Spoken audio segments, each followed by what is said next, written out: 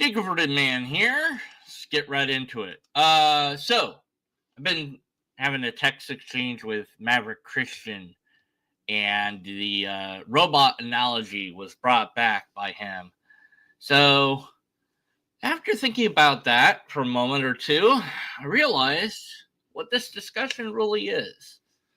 So I'm going to bring up the amazing robot here, and going to try to sell it for a couple $1,000,000, and also discuss what the argument that he's making is really about. And anyway, okay, so we got our robot here, and it's been built to detect metal. Here's this little metal object, and it says it's metal. It's very happy to have detected that it's metal. Now, in reality, it's either metal or it's not metal, and for now, we're not going to worry about whether or not we know it's metal or not, and we're also not going to worry about whether or not metal is actually a thing that's real or not. For all we know, the robot could have been programmed to say that this is a blargle sauce. It doesn't matter. It really doesn't. We'll get to that. So inside the robot's head, we can look at, the circuitry, and these gears are all gummed up. See that pink stuff? It's all this gum that got stuck in his gears. And because of that, the robot's malfunctioned. So is there gum or not gum in the head? Well, we don't know unless we look inside the robot's head. We don't know if there is or isn't gum. So right now we're going to have to say that, yes, there is gum in the head because we're able to look inside of it. So is it metal or not metal? Well, just based on the robot alone and no external observation of the metal, we don't know. There's no way to know if metal is a thing in reality, if metal's a construct of humans' imagination, completely made up. We could change the word metal to anything. We could say, it's detecting blargle sauce, and it wouldn't really change anything because it's been programmed to detect blargle.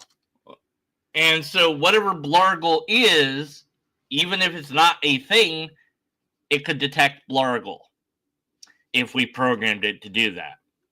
So we don't know if it's metal or not metal. In fact, we don't even know if metal is real or not, just based on the robot alone. We would have to have, again, some way to test the thing itself to find out if it's metal, because we cannot rely, this is the important part, we cannot rely on the robot's moral intuitions, or in this case, the metal intuitions. Is the robot's brain trustworthy? Well, we know it can gum up, but we also know that for the most part, robots seem to detect metal correctly most of the time.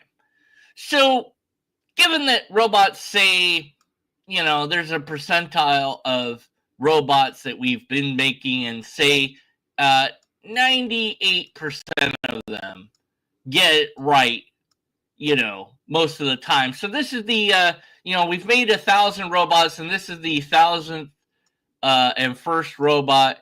And somebody can get into statistics, I guess, with the analogy. It's not that important. But and we think that the robot has malfunctioned because we handed it an object, and it said it was metal.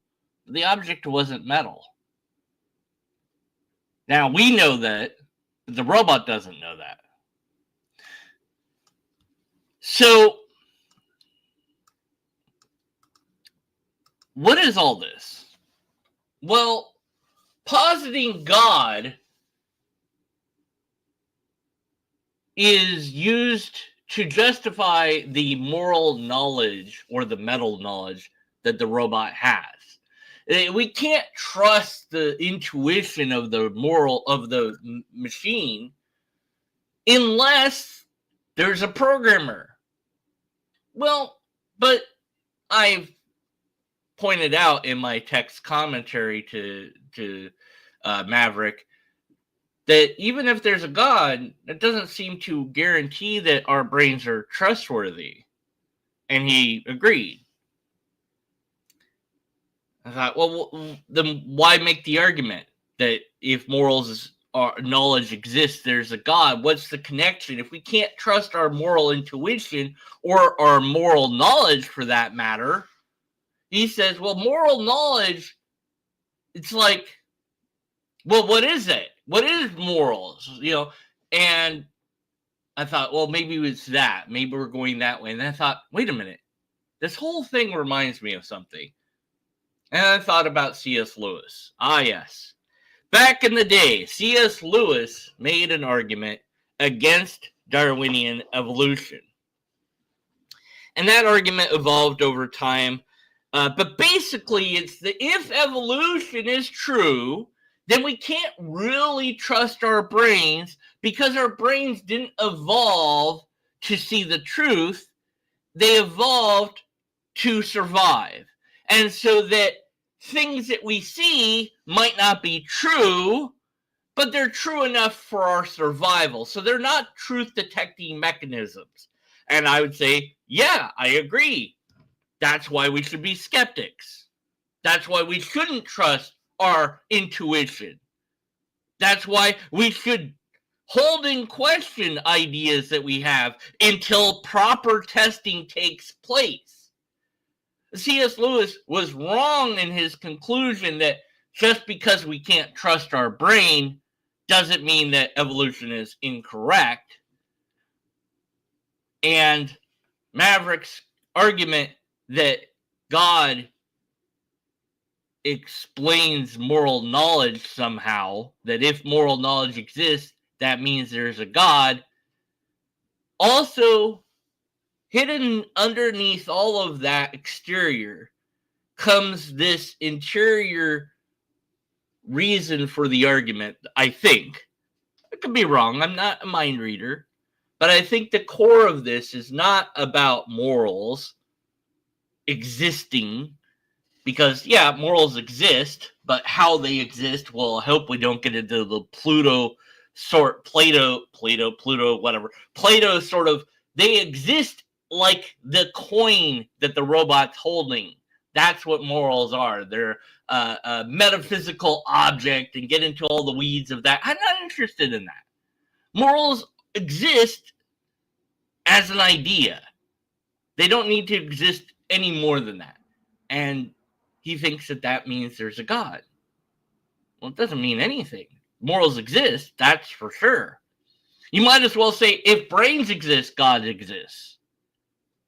Morals existing is not tied into God at all. That's his first premise, that there's some connection between morals and God.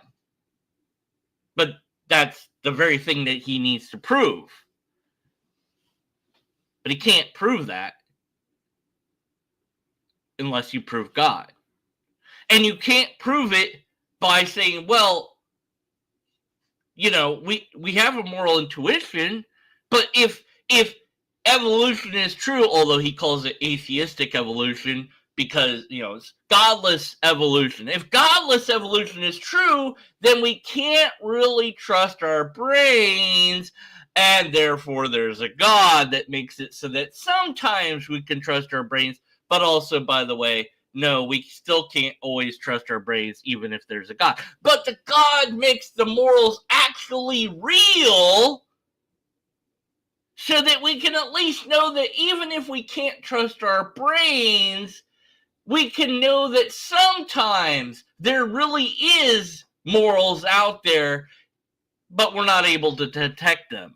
And I said, hold on a moment, but we can't trust our brains to know whether there's a God or not to know that that's the case either. This is no more and no less than an appeal to consequence hidden underneath all of this. I think that's what's going on.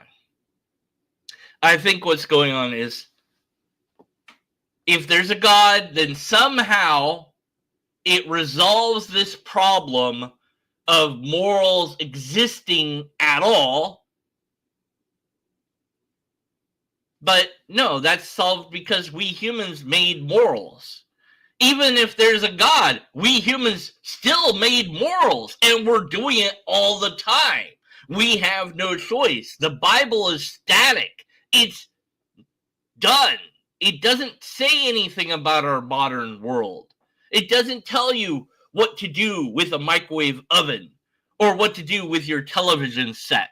It doesn't tell you that putting a cat into a microwave oven and turning on that microwave oven is a bad idea, that's immoral. In fact, you're given dominion over animals. So who's to say that it isn't moral then? You could use the Bible to argue that it is perfectly fine. But you could also use the Bible to argue that it isn't perfectly fine. And we're right back where we're started. God isn't telling us which is correct. God isn't saying anything on the matter. It's remaining utterly silent as we pesky humans try to figure out if we should microwave a cat or not. The moral knowledge exists, sort of, somewhat. Can't always trust it. Yeah, you can't trust intuition. Not always. And maybe not at all. So remember I said, we need some way to analyze that object that the robot's holding and find out if it's metal or not. We need a way to test it. Now, how do we do that with morals? Well, it brings me into actually a book that I'm working on.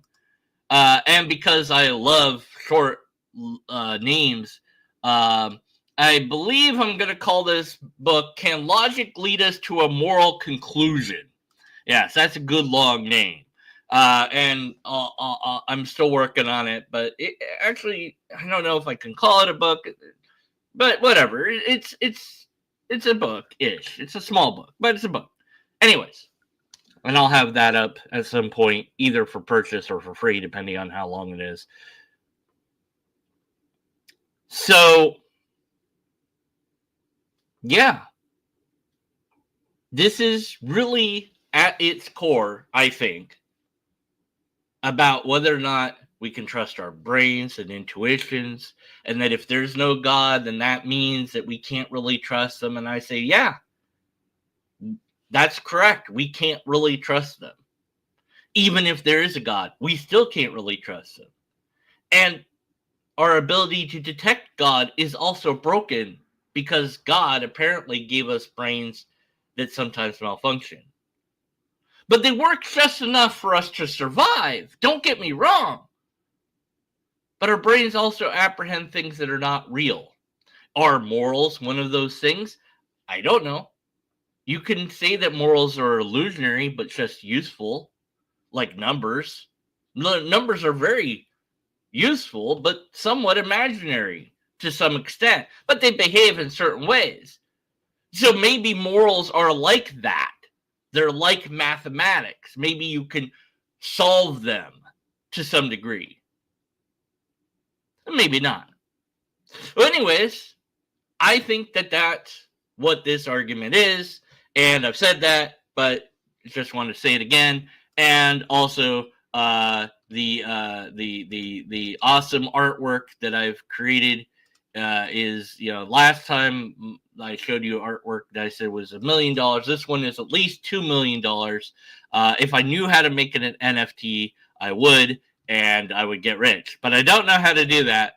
So I'm just going to pretend that somebody's going to buy this for $1 million or $2 million. And, it's a half off. I'll sell it for $1 million. Sure, why not? Yeah, half price today only. I'll even sign it. All right, anyways. That's all for now. I know, quick, simple, to the point. Unusual for a deconverted man, but it does happen every now and then. Until next time, be skeptical, and after that, stay skeptical, and I'm going to try to work out a talk with Maverick and see if we can have him on my channel. We? Who's me? Why do I say we? I don't know what the bleep was up with that. I don't know, we, all of us, everybody here, me, myself, and I. Blargle. Yes, Blargle. Okay. That's all. Be skeptical. I said that. All right, you gotta hit the button. I don't end these things that well. Sometimes I'm like, I'm gonna end it. And then I say more stuff, and I don't end it. And then